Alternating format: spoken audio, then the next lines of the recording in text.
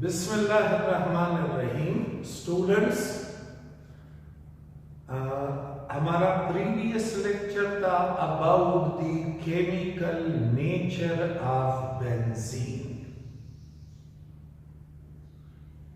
और previous lecture में हमने पढ़ा था कि बेंजीन का केमिकल नेचर डुअल है। केमिकली बेंजीन दोगलापन शो करता है। वो सैचुरेटेड हाइड्रोकार्बन जैसा भी बर्ताव करता है और अनसैचुरेटेड हाइड्रोकार्बन जैसा भी। सैचुरेटेड हाइड्रोकार्बन में सब्स्टिट्यूशन रिएक्शन होते हैं और बेंजीन भी इलेक्ट्रोफिलिक सब्स्टिट्यूशन रिएक्शन देता है जो 3 स्टेप्स में कंप्लीट होते हैं। पहले स्टेप में इलेक्ट्रोफाइल बनता है, दूसरे स्टेप में इलेक्ट्रोफाइल बेंजीन पे अटैक करता है और एक इंटरमीडिएट बनता है जिसे फिनोनियम आयन कहते हैं और तीसरे स्टेप में फिनोनियम आयन H+ लॉस करता है और जब H+ वो लॉस करे तो साथ में कैटलिस्ट भी रीजनरेट होता है और हमने पढ़े थे ये रिएक्शन नाइट्रेशन, हेलोजिनेशन, सल्फोनेशन। अब चौथा इलेक्ट्रोफिलिक सब्स्टिट्यूशन रिएक्शन है फ्रीडल-क्राफ्ट रिएक्शन। फ्रीडल-क्राफ्ट रिएक्शंस किसे कहते हैं? Alkylation and acylation of benzene. Benzene के साथ अल्काइल ग्रुप का अटैच होना, अल्काइल ग्रुप R, और एसाइल ग्रुप का अटैच होना, एसाइल कहते हैं इसको R≡C≡O। बेंजीन के साथ अल्काइल ग्रुप और एसाइल ग्रुप के अटैच होने को फ्रीडल-क्राफ्ट रिएक्शन कहते हैं। यानी फ्रीडल-क्राफ्ट रिएक्शन असल में दो है, एक है अल्काइलेशन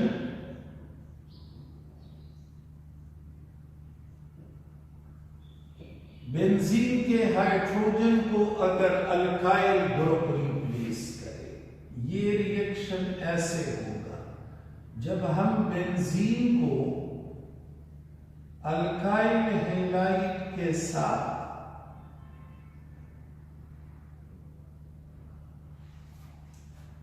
ट्रीट करें in presence of aluminium chloride या आयरन क्लोराइड। CH3 यहां आएगा और ये हाइड्रोजन इसके पास।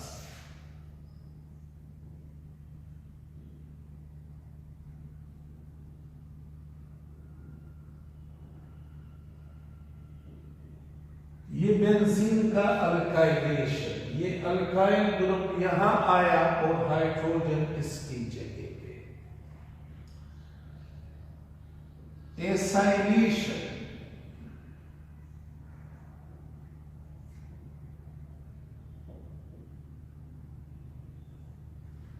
Benzene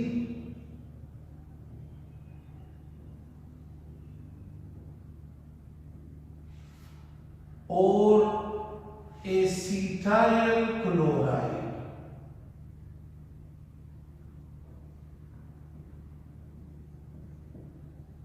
CH3C≡OCl। इस कार्बन पे पॉजिटिव जबकि इस पे नेगेटिव चार्ज, इस पे भी नेगेटिव चार्ज, इस क्लोरीन पे। ये बांड चूंकि टूटता नहीं है, देयरफॉर इस पे चार्ज मेंशन करने की जरूरत नहीं है। ये क्यों नहीं टूटता? बिकॉज ये डबल बांड है जबकि ये सिंगल बांड है। तो ये कार्बन यही कार्बन, याद रखना है, जिस पे पॉजिटिव चार्ज हो वही कार्बन, ये जाके यहां अटैच होगा और ये हाइड्रोजन इस क्लोरीन के साथ। ये बात जहन में रखनी है कि अक्सर स्टूडेंट ये कार्बन अटैच करते हैं, वो कार्बन रिंग के साथ अटैच करना होगा जिस पे पॉजिटिव चार्ज होगा। तो ये वाला कार्बन आके इस हाइड्रोजन की जगह पे और ये हाइड्रोजन इसके साथ अटैच होगा, सेम केटलिस्ट।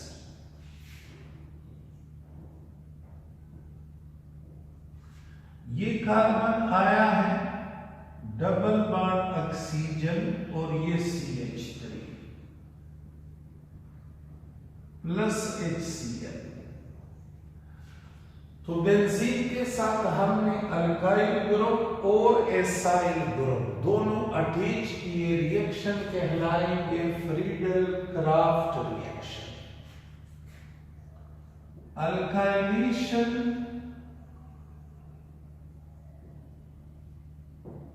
वर्सेस एसाइलेशन, इन दोनों का मुआवजा हम कर रहे हैं।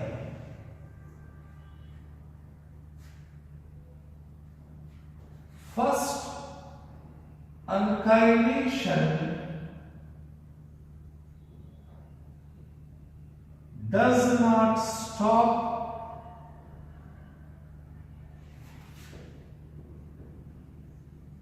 at mono substitution.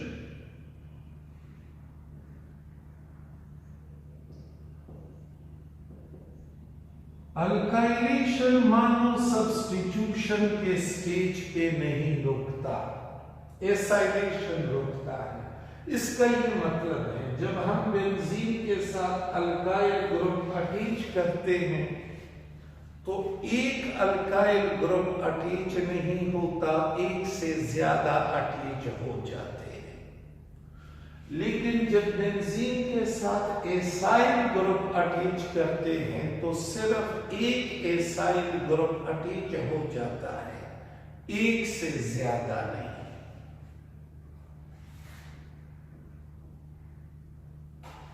Alkylation is accompanied by, अच्छा ये क्यों होता है, तो ये अगला टॉपिक है, इफेक्ट ऑफ सब्स्टिट्यूएंट। वहां पे इस पहले पॉइंट को फिर पढ़ेंगे कि ऐसा क्यों होता है, अल्काइलेशन मानो सब्स्टिट्यूशन पे क्यों नहीं रुकता जबकि एसाइलेशन रुकता है। अच्छा, alkylation is accompanied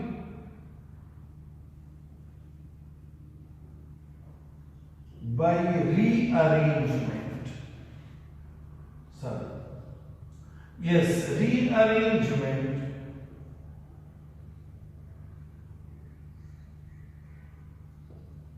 while no rearrangement occur in acylation। इस पॉइंट का ये मतलब है जब हम बेंजीन का अल्काइलेशन करते हैं तो रीअरेंजमेंट होती है। देखो ऐसे ये बेंजीन और इस बेंजीन के साथ मैं ट्रीट करवा रहा हूं, ये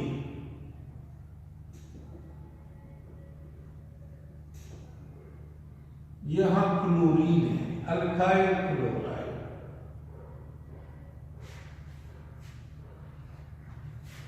पॉजिटिव चार्ज इस कार्बन पे है। हम एक्सपेक्ट करते हैं कि बेंजीन के साथ ये पॉजिटिवली चार्ज कार्बन अटैच होगा, ये कार्बन अटैच होगा, यानी ये चीज बनेगी।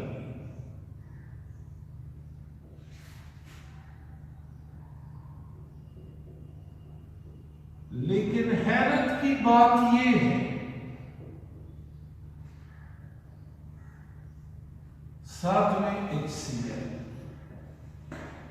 इस कार्बन पे चूंकि पॉजिटिव चार्ज है तो ये जाके बेंजीन के साथ अटैच होगा। लेकिन हैरत की बात यह है कि ये अटैच हो जाता है। यहां से एक हाइड्रोजन इसमें,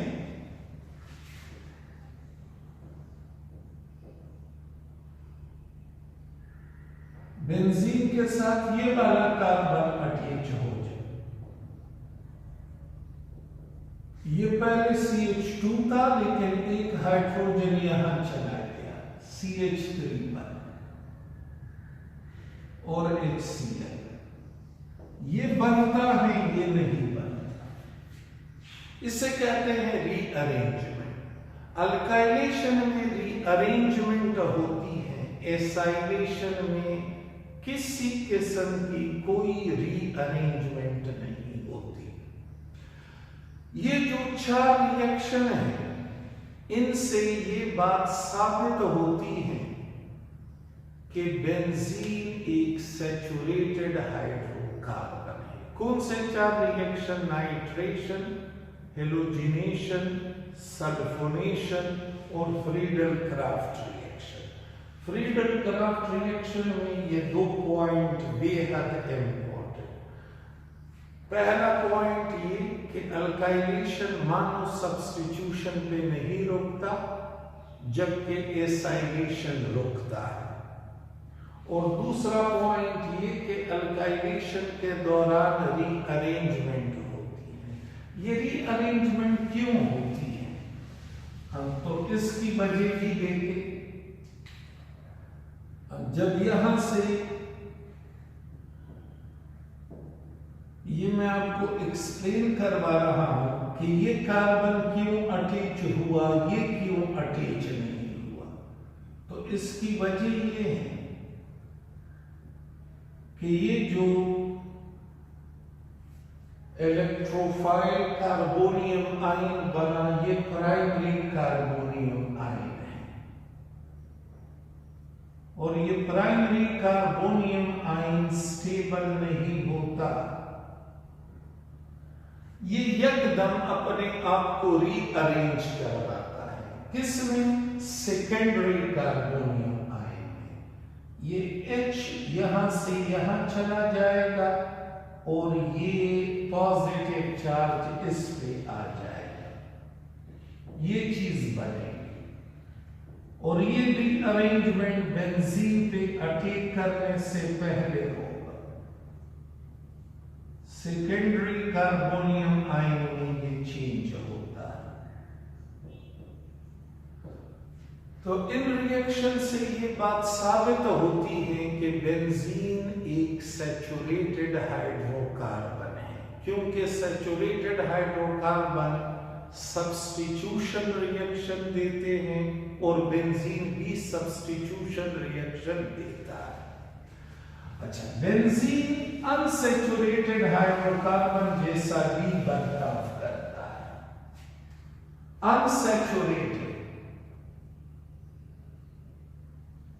अनसैचुरेटेड हाइड्रोकार्बन में एडिशन रिएक्शन होते हैं और बेंजीन में भी एडिशन। पहला addition reaction hydrogenation, addition of hydrogen to a pi bond। Benzene को अगर हम हाइड्रोजन के साथ ट्रीट करें इन प्रेजेंस ऑफ रेनी निकल अपॉन हीटिंग, तो साइक्लोहेक्सेन बन जाएगा। ये हाइड्रोजन इस पाई बॉन्ड में ऐड होगा। दूसरा रिएक्शन क्लोरीनेशन।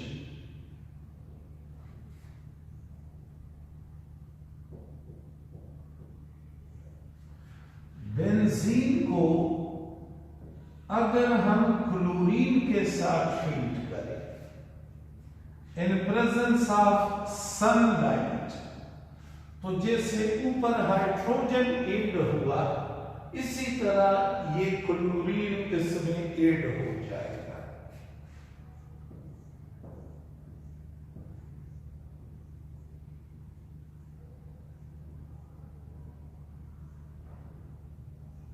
हाइड्रोजन पहले से मौजूद है, क्लोरीन आया। Hydrogen chlorine, hydrogen chlorine, hydrogen chlorine, hydrogen chlorine, hydrogen chlorine.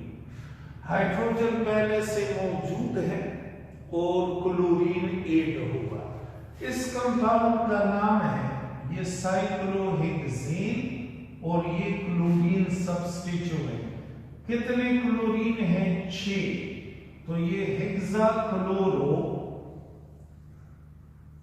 Cyclohexane.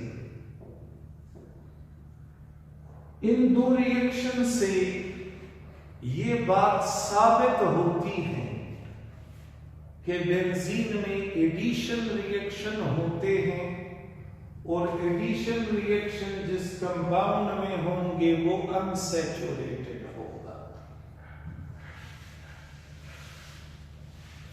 Oxidation, oxidation means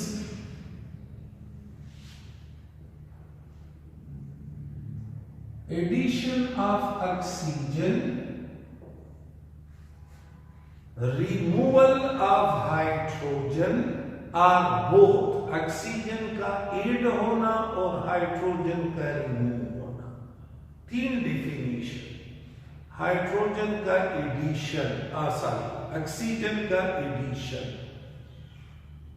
hydrogen का रिमूवल या दोनों। बेंजीन ऑक्सीडाइज नहीं होता था, हम अल्काइल बेंजीन ऑक्सीडाइज होता है, इसका ऑक्सीडेशन नहीं होता। ये अल्काइल बेंजीन यानी बेंजीन के साथ अल्काइल ग्रुप अटैच है, ये ऑक्सीडाइज होता है। ऑक्सीडेशन के लिए नेसेंट ऑक्सीजन चाहिए। कहां से आएंगे? KMnO4 से, और इसके नतीजे में बेंजोइक एसिड बनेगा। ये कैसे बना? तो देखो, 2 हाइड्रोजन रिमूव हुए, रिमूवल ऑफ हाइड्रोजन, और 2 ऑक्सीजन ऐड हुए, एडिशन ऑफ ऑक्सीजन। तो 2 हाइड्रोजन रिमूव करें और उसे 1 ऑक्सीजन के साथ मिलाएं वाटर, और 2 ऑक्सीजन इसमें ऐड करें तो बेंजोइक एसिड।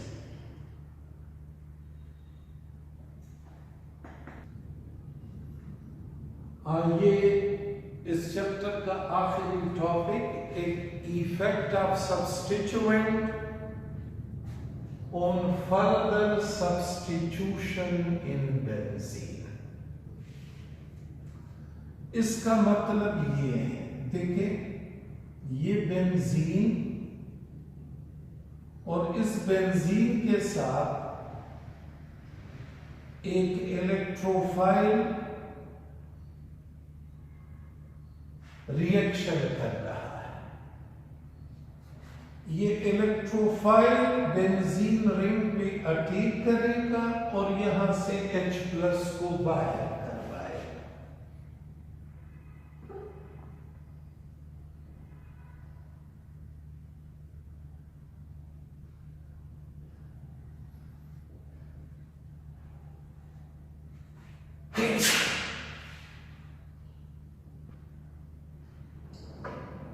बेंजीन और ये इलेक्ट्रोफाइल, ये इलेक्ट्रोफाइल बेंजीन पे अटैक करता है और बेंजीन से H+ को बाहर करवाता है।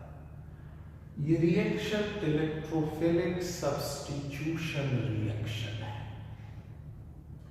एक इलेक्ट्रोफाइल आया और दूसरे को बाहर करवाता। ये सब्स्टिट्यूटेड बेंजीन बना।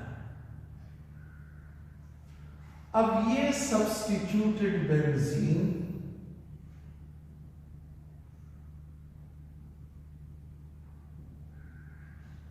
और रिएक्शन करना चाहता है, यानी ये दूसरे सब्स्टिट्यूएंट के साथ रिएक्शन करने जा रहा है। पहले तो यहां सारे के सारे हाइड्रोजन थे। अब हाइड्रोजन तो है लेकिन एक सब्स्टिट्यूएंट आ गया ये। तो ये सब्स्टिट्यूटेड बेंजीन जब मजीद रिएक्शन करेगा इस E1 का क्या रोल होगा? इफेक्ट ऑफ सब्स्टिट्यूएंट यानी इसका असर ऑन फर्दर सब्स्टिट्यूशन, मजीद रिएक्शन। बेंजीन ने इलेक्ट्रोफाइल के साथ रिएक्शन किया, सब्स्टिट्यूटेड बेंजीन बना। ये सब्स्टिट्यूटेड बेंजीन फिर से रिएक्शन कर रहा है। तो ये जब फिर से रिएक्शन करेगा, इस E1 का इस रिएक्शन में क्या रोल होगा, इसे कहते हैं effect of substituent on further substitution. इस रिएक्शन में इस E1 के दो रोल हैं, दो असरात हैं, दो इफेक्ट हैं। एक को कहते हैं ओरिएंटेशन इफेक्ट,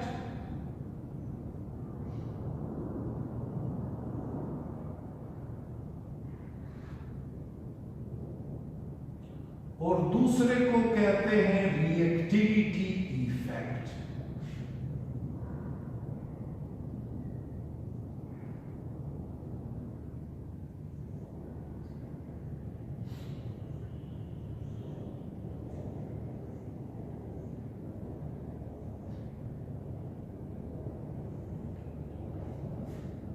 इस दूसरे रिएक्शन में इस E1 के दो इफेक्ट हैं। एक को कहते हैं ओरिएंटेशन इफेक्ट, दूसरे को कहते हैं रिएक्टिविटी इफेक्ट।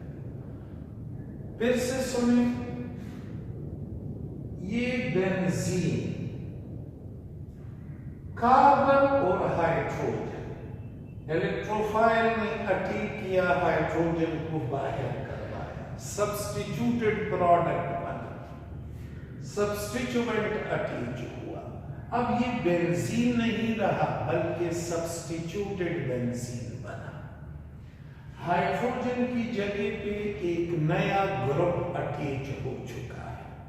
ये सब्स्टिट्यूटेड बेंजीन जब फर्दर रिएक्शन करेगा तो इस E1 का क्या रोल होगा? E1 के दो रोल हैं, दो इफेक्ट हैं। एक कहलाता है ओरिएंटेशन और दूसरे को कहते हैं रिएक्टिविटी इफेक्ट। तो हम एक एक को डिटेल से पढ़ेंगे। What is orientation effect? इस पहले सब्स्टिट्यूएंट को रिंग में अटैच होने के लिए 6 एक जैसे पोजीशन अवेलेबल है। ये यहां यहां यहां यहां यहां यहां किसी एक कार्बन के साथ अटैच हो सकता है।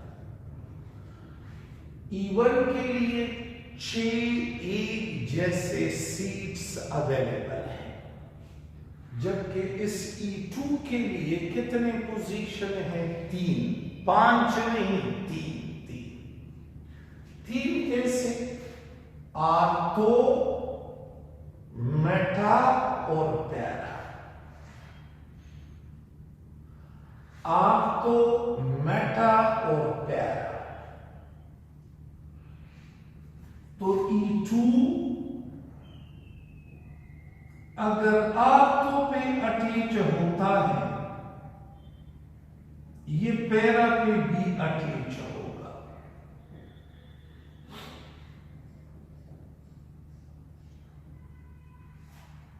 और अगर आर्थो पे अटैच नहीं होता तो फिर पैरा पे भी अटैच नहीं होगा।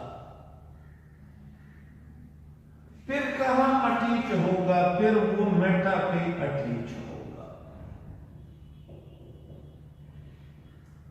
इसका मतलब ये हुआ कि आर्थो और पैरा पोजीशन बैक वक्त ऑक्युपाई होगी।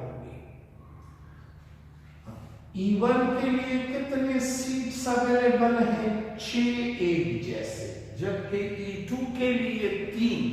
कौन कौन से? Ortho, Meta, para. E2 अगर आर्थो पे अटैच होता है तो ये मस्ट पैरा पे भी अटैच होगा, और अगर आर्थो पे अटैच नहीं होता तो पैरा पे भी नहीं होगा, तो न आर्थो पे न पैरा पे एक ही पोजीशन रहता है, विच इज मेटा पोजीशन।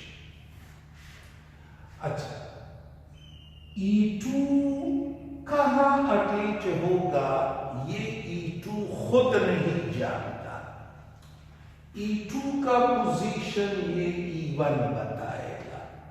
ये E1 जो रिंग पे मौजूद है ये E2 से कहेगा आर्थो और पैरा पे अटैच हो जाओ। E2 किस पोजीशन पे अटैच होगा तो ये E2 की मर्जी नहीं है। ये कौन डिसाइड करता है? ये E1 डिसाइड करता है। E1 जो इस रिंग के साथ अटैच है ये इस E2 को कहेगा आर्थो और पैरा पे अटैच हो जाओ, या ऐसे कहेगा मेटा पे अटैच हो जाओ। E2 ने इस रिंग में कहां अटैच होना है ये किसकी मर्जी है? ये इस E1 की मर्जी है। E1 इस घर का मालिक है, ये E2 मेहमान है, तो मेहमान ने घर में कहां बैठना है ये इस मेजबान का काम है कि वो इसे कहे यहां बैठो। तो E2 ने इस रिंग में कहां अटैच होना है ये कौन डिसाइड करता है? E1। इसके इस असर को कहते हैं ओरिएंटेशन इफेक्ट। तो हम यू डिफाइन करेंगे the position of E2 यानी दूसरे इलेक्ट्रोफाइल का पोजीशन is determined by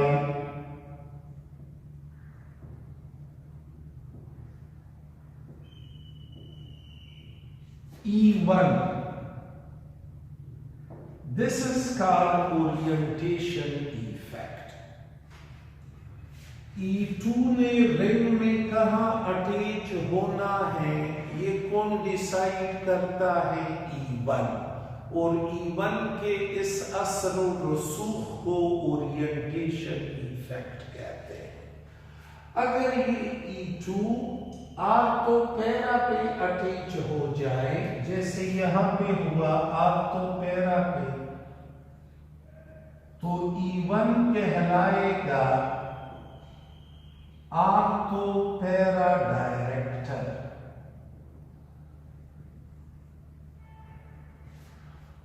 और E2 अगर मेटा पे अटैच होता है तो E1 को कहोगे मेटा डायरेक्टर।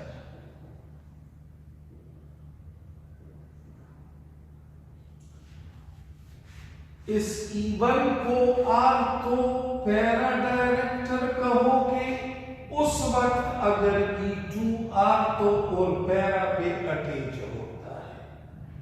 E1 को मेटा डायरेक्टर तब कहोगे अगर ये E2 मेटा पोजीशन पे अटैच होता है। E1 में आइकर भी आर्थो पैरा डायरेक्टर और मे बी मेटा डायरेक्टर। अच्छा, E1 कब आर्थो पैरा डायरेक्टर होगा? हमें कैसे पता चलेगा कि E1 आर्थो पैरा डायरेक्टर है? अगर E1 के पास लोन पेयर ऑफ इलेक्ट्रॉन हो,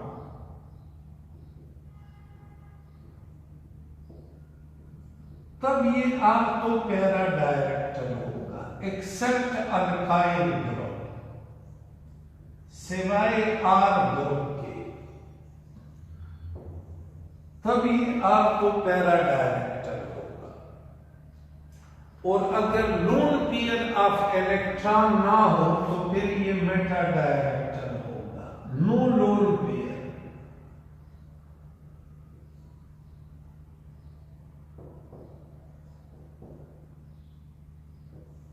तो फिर इवन मेटा डायरेक्टर होगा।